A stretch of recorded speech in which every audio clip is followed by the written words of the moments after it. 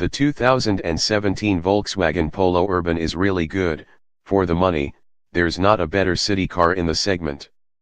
Terrific refinement. Lovely ride comfort. Easy to drive. Great infotainment system. Quality feel to it. Lacking some niceties. Expensive to service. Tighter than some rivals in the back. Don't be swayed by the new moniker. The 2017 Volkswagen Polo Urban is essentially a hug goodbye to the current generation model of the German brand's compact hatchback.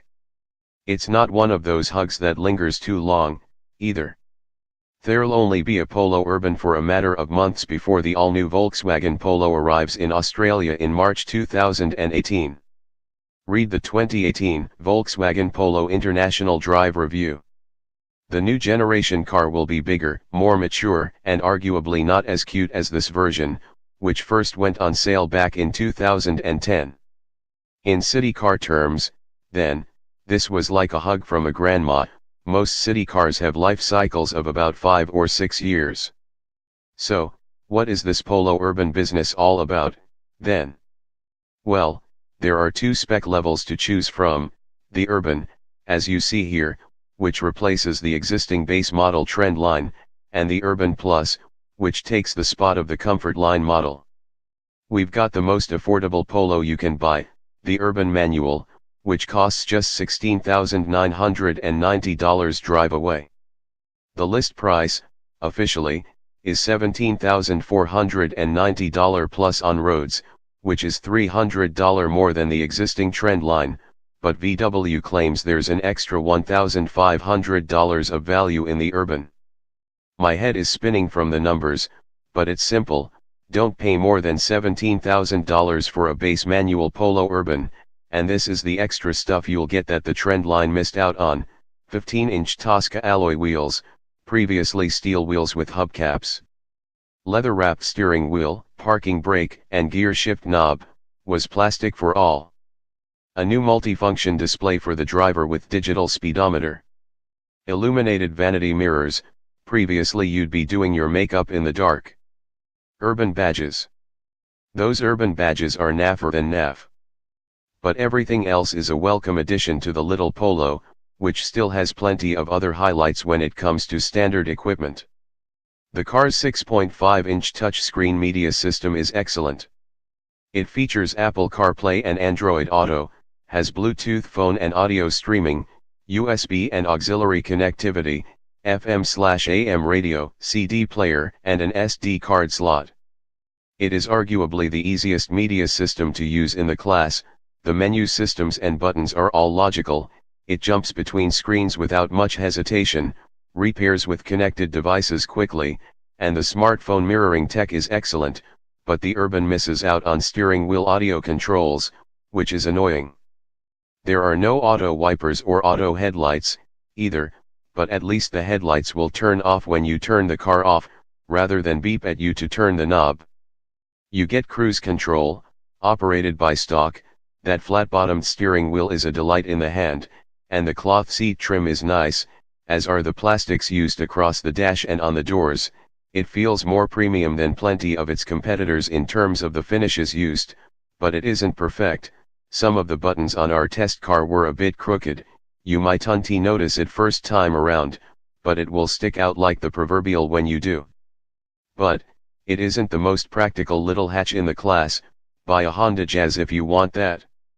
The back seat space isn't overly well suited to moving adults around, particularly if they're tall and or broad, with limited legroom, knees hard against the backrest for 6-footers sat tandem, and not a lot of headroom, either. 3 adults across the back won't happen unless they're slimmer than toothpicks, but if you've got kids there are dual ISO fix hooks and 3 top tether points, as well. The back seat has hard fabric armrests, where the fronts get squishy fabric bits that are much more elbow-friendly, and the back also lacks useful storage. There are no map pockets, there's only one cup holder, and there are only slim door pockets. At least there are grab handles and jacket hooks in the back. Up front the storage situation is better, with big door pockets including bottle holders, cup holders in front of the shifter and a nice little smartphone slot near the USB port. The glove box is fine, but there's no covered center console storage. The Polo's boot is a handy size at 280 liters, not enormous, but there's a second-tier stowage area beneath the boot floor. There's a space-saver spare beneath that, and the Polo has tire pressure monitoring, too. There are other things that make the Polo a nice place to be. The windows are all auto up/down, and the screen doubles as the display for the standard rear view camera. Unlike the Urban and model, the Polo Urban can't be optioned with the driver assistance package, $1,800, that includes forward collision warning with emergency braking, adaptive cruise control, satellite navigation integrated into the media system, and front and rear parking sensors. That pack would be welcome in this grade, but VW clearly wants you to spend up to the Urban and to then spend even more. The brand isn't on its own there. The entry-level Polo Urban model is powered by the less powerful version of the German company's four-cylinder turbocharged 1.2-liter engines. In this spec it has 66 kilowatts of power, at 4,400-5,400 RPM, and 160 Nm of torque, from 1,400-3,500 RPM, where the Urban End has 81 kW/175 Nm. It's a fairly charming little drivetrain, but it's not what I'd label zesty.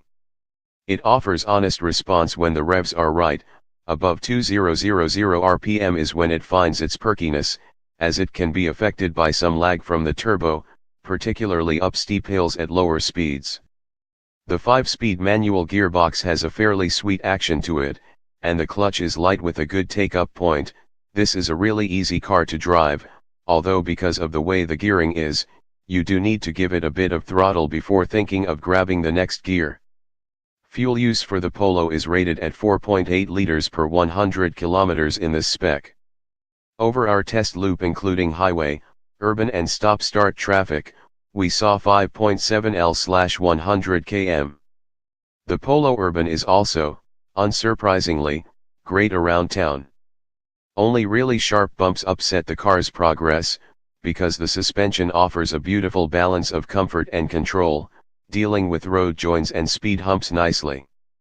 The steering, too, is city-friendly, light but with enough feel to it that you know what's happening up front, making it extremely easy to park.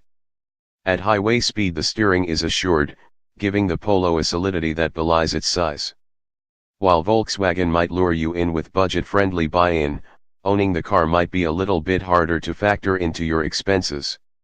It has a 5-year /75,000 km capped price servicing program, but it is one of the most expensive cars in the segment to maintain, with an average service cost of $554. That's pretty exorbitant. There is no denying the Volkswagen Polo is, even after so long, still one of the best city car options you can get. In 2017 Urban Spec it is attractively priced and perfectly suited to the moniker the German company brandished it with. If this thing is this good so far into its life cycle, we can't wait for the new generation Polo to arrive.